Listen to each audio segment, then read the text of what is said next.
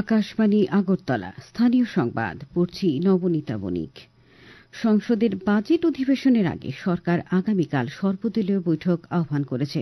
সংসদের বাজেট অধিবেশন আগামী শুক্রবার থেকে শুরু হবে। 1 ফেব্রুয়ারি শনিবার অর্থমন্ত্রী নির্মলা সীতারামন সংসদে 2025-26 সালের কেন্দ্রীয় বাজেট পেশ করবেন। আসন্ন বাজেটে আভ্যন্তরীণ এবং বৈশ্বিক চ্যালেঞ্জ মোকাবিলায় সরকারের অর্থনৈতিক অগ্রাধিকার এবং আর্থিক কৌশলগুলি জানা যাবে বলে মনে করা হচ্ছে। কেন্দ্রীয় বাজেট পেশের আগে একটি বিশেষ ধারাবাহিকে বিশেষজ্ঞ ও জনগণের প্রত্যাশা নিয়ে আসছে আকাশবাণী নিউজের সঙ্গে আলাপকালে federation of Indian chambers of commerce and ইন্ডাস্ট্রির মহানির্দেশক জ্যোতি ভিজ বলেছেন, কেন্দ্রীয় বাজেটকে অবশ্যই দীর্ঘমেয়াদী প্রবৃদ্ধির দিকগুলিকে শক্তিশালী করার দিকে মনোনিবেশ করতে হবে। জাতীয় গেমস শুধু একটি প্রতিযোগিতা নয়, এই গেমস ভারতের একতা ও সংহতির এক অনন্য নিদর্শন। প্রধানমন্ত্রী নরেন্দ্র মোদী গতরাতে দেরাদুনে 38তম জাতীয় গেমসের উদ্বোধন করে এই কথাগুলি বলেন। রাজীব গান্ধী আন্তর্জাতিক ক্রিকেট স্টেডিয়ামের আসরের সূচনার পর প্রধানমন্ত্রী বলেন, দেশের ক্রীড়া প্রতিভা তুলে ধরার জন্য এই গেমসের বিশাল ভূমিকা রয়েছে। উত্তরাখণ্ডে প্রথমবারের মতো আয়োজিত জাতীয় গেমসের সাফল্য কামনা করে প্রধানমন্ত্রী আরও বলেন, 2036 সালে প্রথমবারের মতো অলিম্পিকের আয়োজক হিসেবে ভারত দাবিদার হিসাবে রয়েছে। আশা করা হচ্ছে গেমসের দায়িত্ব ভারত পাবে। উল্লেখ্য, 18 দিনব্যাপী এই গেমসে 32টি ইভেন্টে 450টি স্বর্ণপদকের ফয়সালা হবে। দেশের 38টি রাজ্য ও কেন্দ্রশাসিত প্রদেশ ও ইউনিটের 10,000-এরও উপর অ্যাথলেট এবারের আসরে অংশ নিয়েছে। আগামী 14 ফেব্রুয়ারি পর্যন্ত এই গেমস চলবে।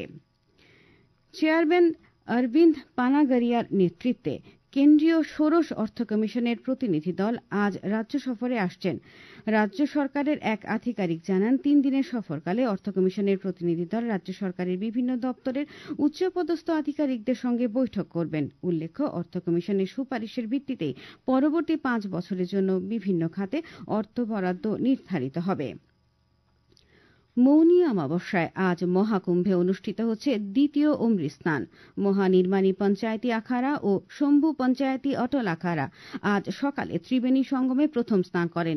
এই অমৃত স্নান উপলক্ষে প্রয়াগরাজে মহাকুম্ভে নিরাপত্তা ব্যবস্থা বৃদ্ধি করেছে উত্তরপ্রদেশ সরকার। মেলা প্রাঙ্গণ জুড়ে 328টি কৃত্রিম বুদ্ধিমত্তা সক্ষম ক্যামেরা সহ প্রায় 3000 সিসিটিভি ক্যামেরা লাগানো হয়েছে। পুণ্যার্থীদের নিরাপত্তা ও সুরক্ষা নিশ্চিত করার জন্য 50,000-এরও বেশি পুলিশ মোতায়েন করা হয়েছে, যার মধ্যে রয়েছে আধা সামরিক বাহিনীর সদস্যরাও। ড্রোনের মাধ্যমে সঙ্গমে জলের নিচে পুঙ্খানুপুঙ্খভাবে পর্যবেক্ষণ করার জন্য প্রথমবারের মতো ব্যবস্থা গ্রহণ করা হয়েছে।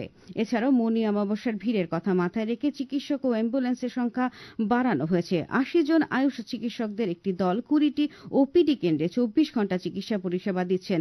মৌনী অমাবস্যায় প্রায় 8 থেকে 10 কোটি পুণ্যার্থীর সমাগম হবে বলে অনুমান করা হয়েছে। ঘাটগুলিতে অতিরিক্ত ভিড় ঠেকাতে উদ্ধারকারী দল মোতায়েন রয়েছে। তথ্য ও প্রযুক্তি মন্ত্রী প্রণজিৎ সিংহ রায় বলেছেন, রাজ্য সরকার এবং ডিজিটাল ইন্ডিয়া ভাষিনী ভিশনের মধ্যে মৌ স্বাক্ষরের ফলে ত্রিপুরা উত্তর পূর্বাঞ্চলের মধ্যে প্রথম রাজ্য এবং দেশে 8ম রাজ্য হিসেবে ভাষিনী অ্যাপের সঙ্গে যুক্ত হল।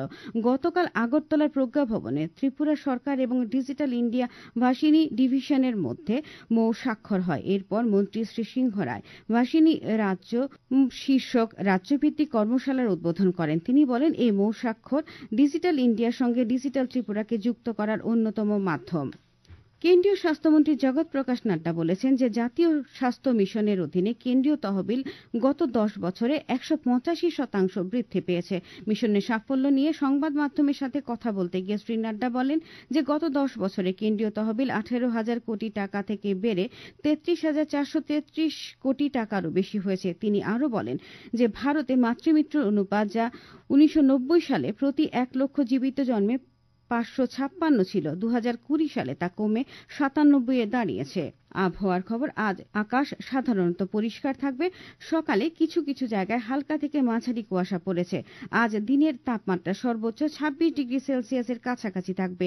আজ ভোরে সর্বনিম্ন তাপমাত্রা পরিলক্ষিত হয়েছে 12.8 ডিগ্রি সেলসিয়াস। স্থানীয় সংবাদ এখনকার মতো এখানে।